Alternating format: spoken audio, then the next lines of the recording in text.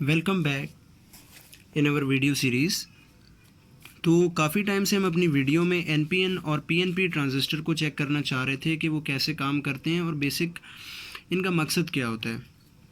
तो अगर हम ट्रांजिस्टर को देखें तो वो दो तरह के होते हैं, एक होता है एनपीएन और पीएनपी। एनपीएन और पीएनपी को समझने से पहले हम देखते हैं कि ये ट्रांजिस्टर होता क्या है। ट्रांजिस्टर बेसिकली एक सेमीकंडक्टर डिवाइस होती है जो कि ज़्यादातर हम लोग एम्पलीफिकेशन के लिए यूज़ करते हैं और स्विचिंग के लिए यूज़ करते हैं। अगर हम एक ट्रांजिस्टर का सिंबल हम लोग देखना चाहें तो वो कुछ इस तरह का होता है, जिसमें उसकी हमारे पास तीन जो होती हैं हमारे पास लेग्स होती हैं। मोस्टली दरमियान वाली जो होती है वो बेस होती है और यहाँ पर एमिटर और कलेक्टर हो सकता है, जबकि यहाँ पर कलेक्टर और यहाँ पर एमिटर भी हो सकता है।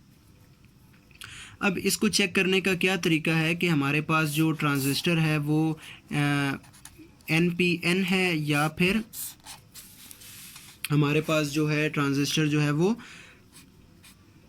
PN और P है।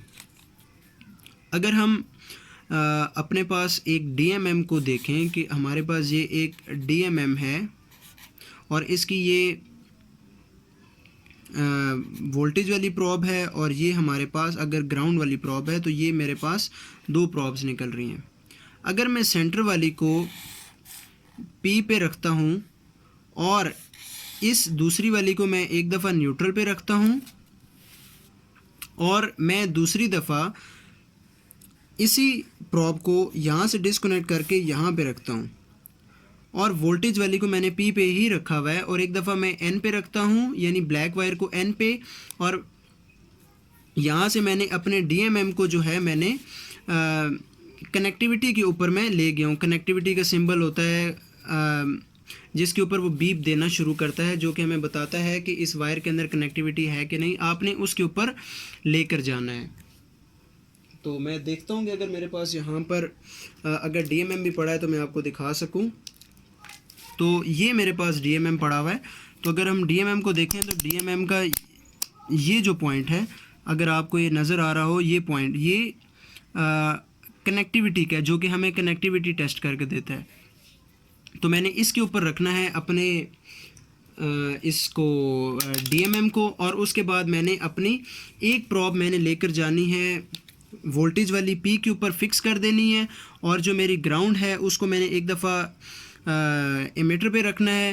तो अगर मेरे पास कोई वैल्यू शो हो रही है और दोबारा मैंने दूसरे पॉइंट पे रखना है इस वाले पे, और अगर कोई वैल्यू शो हो रही है तो इसका मतलब है कि वो मेरे पास एक NPN ट्रांजिस्टर है। Similarly in case of PNP को चेक करने के लिए मैंने अपनी जो नेगेटिव वाली है, मैं यहाँ पर थोड़ा साइड पे कर लेता हूँ कि अगर ये मेरे पास एक PNP है तो उस केस में मैं अपने DMM की जो मैंने ग्राउंड वाली है उसको मैंने यहाँ पे रखना है, और एक दफ़ा मैंने पॉजिटिव पे रखा और कनेक्टिविटी पे DMM को रख के मैंने कुछ देखा कि मेरे पास वैल्यू आ रही है कि नहीं आ रही। इसी तरह फिर मैंने यहाँ से इसको डिस्कनेक्ट किया और यहाँ से मैंने इसको उठाकर इस P पे रखा, और अगर मेरे पास कोई वैल्यू आ रही है, जब मैंने इसको ग्राउंड पे रखा हुआ था सेंटर वाली इसकी बेस को, और मेरे पास कोई वैल्यू आ रही थी, तो मुझे पता चल गया कि ये PNP ट्रांजिस्टर है। अच्छा, तो ये आपको बात समझ आ गई होगी कि NPN और PNP में डिफ्रेंशिएट कैसे करना है। इससे पहले हम साथ ही देख लेते हैं कि एमिटर, बेस और कलेक्टर को किस तरह हमने डिफ्रेंशिएट करना है कि कौन सा एमिटर है, कौन सा बेस और कौन सा कलेक्टर है। अगर हम वैसे एक ट्रांजिस्टर का अगर हम लोग एक सिंबल ड्रॉ करें तो वो कुछ इस तरह का होता है, जिसको हम इसको बेस कहते हैं, इसको कलेक्टर और इसको एमिटर कहते हैं। अच्छा, तो अगर हमने DMM से चेक करना हो तो हम क्या करेंगे कि हम देखेंगे कि अपने DMM को हम उसी तरह ये वोल्टेज वाला है और ये मेरे पास ग्राउंड है, इसको मैंने कनेक्टिविटी के ऊपर ले गया जहाँ पे मुझे वो कनेक्टिविटी टेस्ट करके देता है। हमें एक बात याद रखनी है कि जब हम कनेक्टिविटी पे लेके जाएं और हमारे पास PNP है तो इसका मतलब है कि ये पॉइंट मैंने बेस के साथ कनेक्ट किया हुआ है वोल्टेज वाला, और जब मैं इसको एमिटर के साथ कनेक्ट करूँगा और मैंने एक वैल्यू सपोज़ मैंने 818 मैंने नोट कर ली, इसी तरह फिर मैं इस ग्राउंड वाले को यहाँ से डिसकनेक्ट करूँगा और मैं यहाँ से कलेक्टर के साथ जोड़ूंगा और मैं एक वैल्यू नोट करूँगा, वो 815 लेट सपोज आ गई। एक बात हमें याद रखनी है कि जो हमारे पास अगर ये एमिटर है, ये बेस है और ये कलेक्टर है, तो ये वाला रीजन जो होता है ये बड़ा रीजन होता है बनिस्बत के कलेक्टर के। तो इसके ऊपर जो वैल्यू आ रही होती है एमिटर के ऊपर वो हमेशा ज़्यादा आ रही होती है, और कलेक्टर पे एमिटर से वैल्यू हमारे पास कम होती है। तो इसे हम डिफ्रेंशिएट कर सकते हैं कि हमारे पास कौन सा एमिटर है, कौन सा बेस है और कौन सा कलेक्टर है। तो अब हम लोग देखते हैं कि हमारे पास जो ट्रांजिस्टर है वो काम कैसे करता है। In case of NPN transistor, NPN transistor के केस में जब हमारे बेस के ऊपर कुछ करंट आता है, तो यहाँ पे जो हमने VCC अप्लाई की होती है, यानी यहाँ से जो हमारे पास करंट है वो एमिटर के थ्रू पास हो जाता है। जब हमारे पास बेस के ऊपर कुछ वोल्टेज अप्लाई होती है, यानी कि हमारे पास जब भी IB करंट आता है तो हमारे पास करंट यहाँ से फ्लो होता है, यानी ये हमारे पास ये बेस है, कलेक्टर है और ये एमिटर है। ये था केस एनपीएन ट्रांजिस्टर का। अच्छा, तो अभी हम देखते हैं कि पीएनपी में क्या होता है। अच्छा, पीएनपी और एनपीएन ट्रांजिस्टर में ये थोड़ा सा फ़र्क होता है कि उसका जो एरो होता है इनवर्ड होता है पीएनपी में। पीएनपी ऑपोजिट काम करता है कि जब यहाँ पर मेरे पास करंट नहीं आता तब ये यहाँ से करंट फ्लो करते हुए इधर इमिटर की तरफ चला जाता है। तो ये बेसिक लॉजिक होती है एक एनपीएन और पीएनपी ट्रांजिस्टर की, और इसका जो गेन होता है वो IC होता है बीटा टाइम्स IB। यानी अगर IB बहुत छोटा सा करंट भी हो, तो जब ये इसके गेन से मल्टीप्लाई होता है तो कलेक्टर करंट काफ़ी ज़्यादा लार्ज हो जाता है। इससे पहले हमने रियल टाइम एक एग्जांपल देखी थी जिसमें हमारे पास एक गेट कीपर की हमने ज़िम्मेदारी लगाई थी कि उसने स्विच ऑफ करना है, जबकि वो भूल जाता था, तो हमने उसको एक सर्किटरी ड्रॉ करके दी थी कि जिसमें वो कुछ टाइम बाद हमारी जो मोटर है वो ऑटोमेटिकली टर्न ऑफ हो जाए।